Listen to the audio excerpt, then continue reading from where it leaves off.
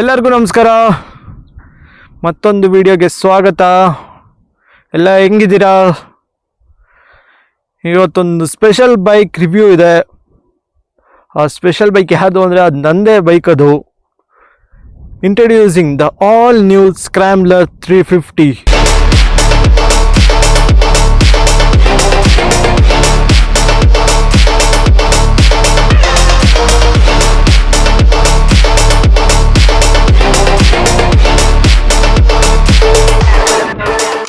ಎಲ್ಲರಿಗೂ ಶಾಕ್ ಆಗಿತ್ತು, ಇದ್ಯಾವುದಿದು ಸ್ಕ್ರಾಂಬ್ಲರ್ 350 ಅಂತ.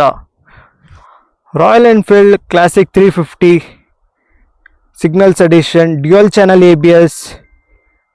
ಈ dual channel ABS Royal Enfield first time Classic 350ಗೆ ತಂದಿರೋದು. ಅವರು ಯಾವತ್ತೂ ಡ್ಯುಯಲ್ ಚಾನಲ್ ABS ತಂದಿಲ್ಲ, ಸಿಂಗಲ್ ಚಾನಲ್ ABS ಇತ್ತು. First time dual channel ABS introduce ಮಾಡಿದ್ದು ಅಂದರೆ ಸಿಗ್ನಲ್ಸ್ ಎಡಿಷನಲ್ಲೇ ಫಸ್ಟ್ ಟೈಮ್. ಮತ್ತು ಇದು 19 bhp ಪ್ರೊಡ್ಯೂಸ್ ಮಾಡುತ್ತೆ ಅಟ್ 5250 RPM ಅಲ್ಲಿ. ಮತ್ತು 28 Nm ಆಫ್ ಟಾರ್ಕ್, ಅದು 4000 RPM ಅಲ್ಲಿ. ಮತ್ತು ಗಾಡಿ ವೆಯ್ಟ್ ಬಂದ್ಬಿಟ್ಟು 196 kgs ಇರೋದು. ಮತ್ತು ಮೈಲೇಜ್ ಅರೌಂಡ್ 35 to 34 ಸಿಗುತ್ತೆ. ಮತ್ತು ಮಾಡಿಫಿಕೇಷನ್ ಏನೇನು ಮಾಡಿದೆ ಅಂತ ಒಂದೊಂದು ಎಕ್ಸ್ಪ್ಲನೇಷನ್ ಮಾಡ್ತೀನಿ ಇವಾಗ. ಈ ಬೈಕ್ ಮಾಡಿಫೈ ಮಾಡಿದವರು ಬಿಸ್ಪೋಕಿ ಡಿಸೈನ್ಸ್ ಅಂತ ಇನ್ಸ್ಟಾಗ್ರಾಮಲ್ಲಿ ಪೇಜ್ ಇದೆ ಅವ್ರದ್ದು. ಮತ್ತು ಇವ್ರ ಮ್ಯಾನುಫ್ಯಾಕ್ಚರಿಂಗ್ ಹಬ್ ಬಂದ್ಬಿಟ್ಟು ನಿಮಗೆ ರಾಂಚಿಲಿದೆ. ಮತ್ತು ಇವ್ರ ಹತ್ರ 2 ಥರ ಕಿಟ್ಸ್ ಇದೆ, ಒಂದು ವ್ರ್ಯಾಂಗ್ಲರ್ ಕಿಟ್, ಇನ್ನೊಂದು ಟ್ರಯಲ್ ವ್ರ್ಯಾಂಗ್ಲರ್ ಕಿಟ್ ಅಂತ. ನಾನು ತರಿಸ್ಕೊಂಡಿರೋದು ಟ್ರಯಲ್ ವ್ರ್ಯಾಂಗ್ಲರ್ ಕಿಟ್ ಅಂತ. ಎರಡಕ್ಕೂ ಡಿಫ್ರೆನ್ಸ್ ಏನಿದೆ ಅಂದರೆ ತುಂಬ ಕಡಿಮೆ ಡಿಫ್ರೆನ್ಸು. ವ್ರ್ಯಾಂಗ್ಲರ್ ಕಿಟ್ಟಲ್ಲಿ ನಿಮಗೆ ಕ್ಯಾರಿಯರ್ ಬರುತ್ತೆ ಮತ್ತು ಸ್ಯಾಡಲ್ ಸ್ಟೇ ಬರುತ್ತೆ. ಮತ್ತು ನಾರ್ಮಲ್ ವ್ರ್ಯಾಂಗ್ಲರ್ ಕಿಟ್ಟಲ್ಲಿ ನಿಮಗೆ ಅದೆರಡು ಸಿಗಲ್ಲ, ಅಷ್ಟೇ ಡಿಫ್ರೆನ್ಸು. ಫ್ರಂಟಿಂದ ಸ್ಟಾರ್ಟ್ ಮಾಡೋದಿದ್ರೆ ನಿಮಗೆ ಫೆಂಡರ್ಸ್ ಬರುತ್ತೆ, ರೇಸ್ಡ್ ಫೆಂಡರ್ಸ್, ಮತ್ತು ಇಲ್ಲೊಂದು ಲೋವರ್ ಫೆಂಡರ್ಸ್ ಬರುತ್ತೆ. ಅದಕ್ಕೆ ಈ ರಾಡ್ಸ್ ಇದೆ ಅಲ್ವಾ, ಈ ರಾಡ್ಸ್ ಬಂದ್ಬಿಟ್ಟು ನಿಮಗೆ ಸ್ಟಾಕ್ ಮಾಡಿ ಗಾರ್ಡ್ಸಲ್ಲೇ ಬರುತ್ತೆ, ಅದನ್ನೇ ರಿಮೂವ್ ಮಾಡಿಸ್ಬಿಟ್ಟು ಇನ್ಸ್ಟಾಲ್ ಮಾಡ್ಕೋಬೇಕು. ನೆಕ್ಸ್ಟ್ ಬಂದು ಸೀಟ್ ಮಾತ್ರ ತುಂಬ ಚೆನ್ನಾಗಿದೆ, ಸಿಕ್ಕಾಬೇಡ ಕಂಫರ್ಟ್ ಇದೆ, ಸಖತ್ ಸಾಫ್ಟ್ ಇದೆ. ಮತ್ತು ಪಿಲಿಯನ್ ಬಂದ್ಬಿಟ್ಟು ಪಿಲಿಯನಿಗೆ ತುಂಬ ಸಣ್ಣ ಇದೆ, ಪಿಲಿಯನಿಗೆ ಅಷ್ಟು ಕಂಫರ್ಟ್ ಇಲ್ಲ. ಮತ್ತು ಇವ್ರು ಮೇನ್ ಫೋಕಸ್ ಮಾಡೋದು ಆಫ್ ರೋಡಿಂಗ್ ಮಾಡೋಕ್ಕೆ ಪಿಲಿಯನ್ಸ್ಗೆಲ್ಲ ಯಾರೂ ಅಷ್ಟು ಯೂಶ್ವಲಿ ಕರ್ಕೊಂಡು ಹೋಗಲ್ಲ. ಮತ್ತು ಶಾರ್ಟ್ ರೈಡ್ಸ್ ಅಂದರೆ ಮಾಡ್ಬೋದು, ಹಿಂದೆ ಪಿಲಿಯನಿಗೆ ಕೂಡಿಸ್ಕೊಂಡು ಕುತ್ಕೋಬೋದು ಸ್ವಲ್ಪ ಟೈಮು. ಲಾಂಗ್ ರೈಡಿಗೆ ತುಂಬ ಕಷ್ಟ ಆಗುತ್ತೆ. ಮತ್ತು ಇದು ಸ್ಟಾಕ್ ಸೀಟ್ಗೂ ಮತ್ತು ಮಾಡಿಫೈ ಸೀಟ್ಗೂ ಆಲ್ಮೋಸ್ಟ್ 10 mm ಕಡಿಮೆ ಇದೆ. ಇದು ಸ್ಟಾಕ್ ಸೀಟ್ ಬಂದ್ಬಿಟ್ಟು ನಿಮಗೆ 800 mm ಬರುತ್ತೆ.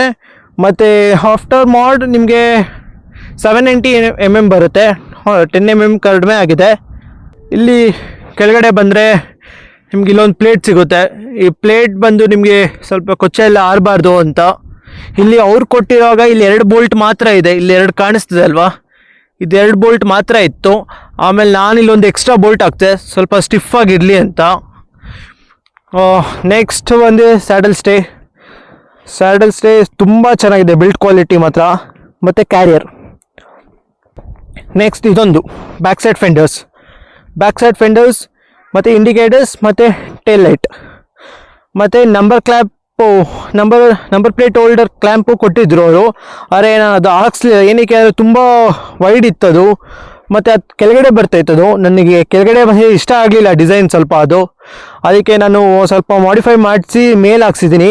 ಈ ಕ್ಲ್ಯಾಂಪ್ ಇದೆ ಅಲ್ವಾ, ಈ ಕ್ಲ್ಯಾಂಪ್ ಬಂದ್ಬಿಟ್ಟು ನಿಮಗೆ ಪಲ್ಸರ್ದು ಕ್ಲ್ಯಾಂಪ್ ಹಾಕಿರೋದು. ಇದು ಟೋಟಲಿ ಇಷ್ಟು ಬರುತ್ತೆ ಕಿಟ್ಟಲ್ಲಿ.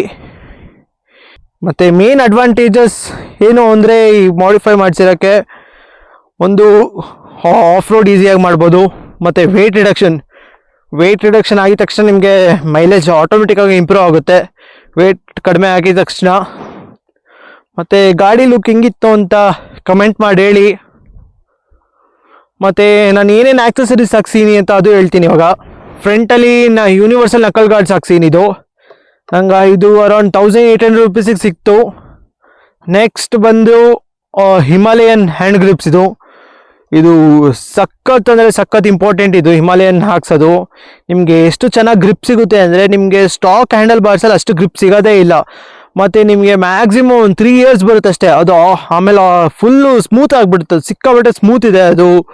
ಮತ್ತು ನಿಮಗೆ ಆಫ್ ರೋಡಿಂಗ್ ಎಲ್ಲ ಮಾಡೋ ಟೈಮಲ್ಲಿ ತುಂಬ ಜಾರುತ್ತೆ ಅದು. ನೀವು ಗ್ಲೌಸ್ ಹಾಕೊಂಡಿದ್ರು ಜಾರುತ್ತೆ, ಗ್ಲೌಸ್ ಹಾಕಿಲ್ಲ ಅಂದರೆ ಇನ್ನೂ ಜಾರುತ್ತೆ. ಮತ್ತು ಹಿಮಾಲಯನ್ದು ಗ್ರಿಪ್ಪರ್ಸ್ ಬಂದ್ಬಿಟ್ಟು ತುಂಬ ಚೆನ್ನಾಗಿದೆ ಮಾತ್ರ. ನಿಮಗೆ ವಿತೌಟ್ ಗ್ಲೌಸು ಸಖತ್ ಗ್ರಿಪ್ ಇದೆ, ಮತ್ತು ವಿತ್ ಗ್ಲೌಸು ತುಂಬ ಚೆನ್ನಾಗಿ ಗ್ರಿಪ್ ಇದೆ. ಅದು ಮೇಲೆ ನೋಡಿದ್ರೆ ನೀವು ಹಿಮಾಲಯನ್ ಇದಾಕ್ಸಿದ್ದೀನಿ ಹಿಮಾಲಯನ್ ಮಿರರ್ಸ್. ನಿಮಗೆ ಮೇನು ಡಿಸಡ್ವಾಂಟೇಜ್ ಅಂದರೆ ವಿಸಿಬಿಲಿಟಿ ಸ್ವಲ್ಪ ಕಡಿಮೆ ಇದೆ ಸ್ಟಾಕ್ ಮಿರರ್ಸ್ಗಿಂತ. ಆದರೆ ವೈಬ್ರೇಷನ್ ಸ್ವಲ್ಪ ಕಡಿಮೆ ಮಾಡುತ್ತಿದ್ದು. ಕಡಿಮೆ ಅಂದರೆ ನಿಮ್ಗೆ ಕಂಪ್ಲೀಟಾಗಿ ಏನಲ್ಲ, ಒಂದು 20 to 30% ಕಡಿಮೆ ಮಾಡುತ್ತೆ ಅಷ್ಟೇ. ಅರೆ ಸ್ಟಾಕ್ ಮಿರರ್ಸ್ಗಿಂತ ಓಕೆ, ಬೆಟರ್ ಇದೆ. ಕೆಳಗಡೆಗೆ ಬಂದರೆ ನಿಮಗೆ ಸಿಂಗಲ್ ಗೇರ್ ಲಿವರ್ ಸಿಗುತ್ತಿಲ್ಲಿ. ನಿಮಗೆ ಸ್ಟಾಕಲ್ಲಿ ನೋಡಿದ್ದೀರಾ ಫುಲ್ ಲೆಂತ್ ಬರುತ್ತೆ. 2 ಸೈಡು ಯೂಸ್ ಮಾಡೋದು, ಫ್ರಂಟು ಯೂಸ್ ಮಾಡೋದು, ಬ್ಯಾಕ್ ಸೈಡು ಯೂಸ್ ಮಾಡ್ಬೋದು. ಅದನ್ನ ರಿಮೂವ್ ಮಾಡಿ ಸಿಂಗಲ್ ಗೇರ್ ಲಿವರ್ ಮಾಡಿಸಿದ್ದೀನಿ. ನನಗಿದು ಅರೌಂಡ್ 1000 ರೂಪೀಸಿಗೆ ಸಿಕ್ತು. ಮತ್ತು ಮುಂದೆ ಬಂದರೆ ಕ್ರ್ಯಾಶ್ ಗಾರ್ಡ್ ಅರೌಂಡ್ 1200 ರೂಪೀಸಿಗೆ ಸಿಕ್ತು ನನಗೆ. ಇದು ಒಳ್ಳೆ ಪ್ರೈಸಲ್ಲಿ ಸಿಕ್ತು. ಸಿಂಗಲ್ ರಾಡ್ ಕ್ರ್ಯಾಶ್ ಗಾರ್ಡ್ ಇದು. ಮತ್ತು ಕೆಳಗಡೆ ಸಮ್ ಗಾರ್ಡ್ ಒಂದಿತ್ತು, ಅದು ವೈಬ್ರೇಷನಿಂದ ಬಿಚ್ಚೋಗಿದೆ.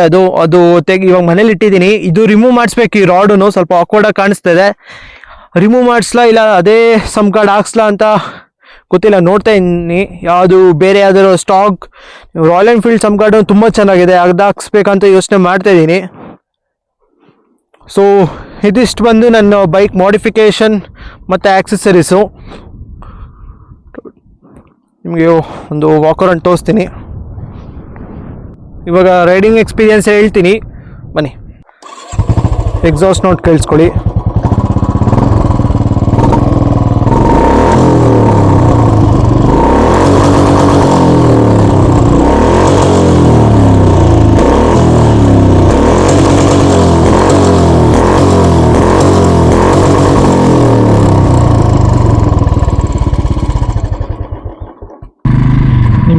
ಫಸ್ಟ್ ಥಿಂಗ್, ಗಾಡಿ ಮೇಲೆ ಕುತ್ಕೊಂಡು ಎಷ್ಟು ಗೊತ್ತಾಗುತ್ತೆ ವೆಯ್ಟ್ ರಿಡಕ್ಷನ್ ಎಷ್ಟು ಕಡಿಮೆ ಆಗಿದೆ ಅಂತ. ಮತ್ತು ಸೆಕೆಂಡ್ ಪಾಯಿಂಟ್ ಬಂದು ನಿಮಗೆ ಸೀಟಿಂಗ್ ಪೊಸಿಷನ್ ಸ್ವಲ್ಪ ತುಂಬ ಡಿಫರ್ ಆಗಿದೆ ಸ್ಟಾಕಿಗೂ ಮತ್ತು ಇವಾಗಲಿಗೂ. ಸ್ವಲ್ಪ ಫೋಮ್ ಹಾಕ್ಸೋಣ ಅಂದ್ಕೊಂಡೆ, ಆದರೆ ಎಷ್ಟೊಂದು ಜನ ರೈಡರ್ಸ್ಗಳೆಲ್ಲ ಫೋಮ್ ಬೇಡ, ಗಾಡಿ ಲುಕ್ ಹೋಗುತ್ತೆ, ನೀನು 8 ಸೀಟ್ ಇಲ್ಲ 12 ಸೀಟ್ಸ್ಗಳು ಬರುತ್ತೆ, ಅದು ಯೂಸ್ ಮಾಡು, ತುಂಬ ಚೆನ್ನಾಗಿರುತ್ತೆ. ಲಾಂಗ್ ರೈಡ್ಗೆ ಹೋದಾಗೆಲ್ಲ ಅದು ಯೂಸ್ ಮಾಡು, ಆಫ್ ರೋಡ್ ಎಲ್ಲ ಹೋದಾಗ ಅಷ್ಟು ಬೇಕಾಗಲ್ಲ ಅದು ಅಂತ ಎಲ್ಲ ಸಜೆಸ್ಟ್ ಮಾಡಿದ್ರು. ಅದಕ್ಕೆ ನಾನು ಸ್ವಲ್ಪ ಸುಮ್ಮನೆ ಆದೆ. ಅರೆ ಪರವಾಗಿಲ್ಲ, ನಿಮಗೆ ಸಿಟಿ ರೈಡ್ಸ್ಗಂತೂ ತುಂಬ ಚೆನ್ನಾಗಿದೆ, ಏನು ಬ್ಯಾಕ್ ಪೇನ್ ಎಲ್ಲ ಬರಲ್ಲ.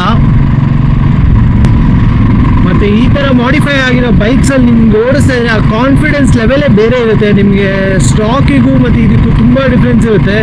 ನಿಮಗೆ ಆ ಫೀಲೇ ಬೇರೆ ಥರ ಇರುತ್ತೆ. ಆ ಕಾನ್ಫಿಡೆನ್ಸ್ ಲೆವೆಲ್ ಅಂತೂ ತುಂಬ ಚೆನ್ನಾಗಿರುತ್ತೆ ಮಾತ್ರ.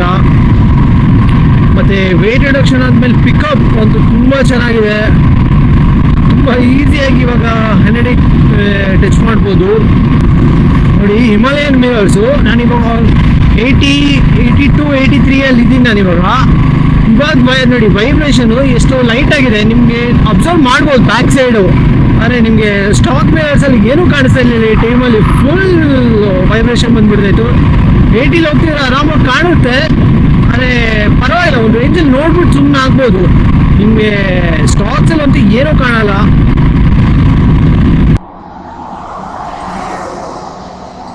ಮತ್ತು ಗಾಡಿ ಇವಾಗ 0 to 60, 60 to 100 ಎಲ್ಲ ಎಷ್ಟು ಹೋಗುತ್ತೆ ಅಂತ ಟೆಸ್ಟ್ ಮಾಡೋದು. ಸ್ವಲ್ಪ ಗಾಡಿ ಎಲ್ಲ ಕ್ಲಿಯರ್ ಆಗಲಿ, ಹಿಂದ್ಗಡೆ ಬರ್ತಾ ಇರೋದೆಲ್ಲ. ಅದಾದಮೇಲೆ ಸ್ವಲ್ಪ ಪುಷ್ ಮಾಡೋದು ಗಾಡಿನ.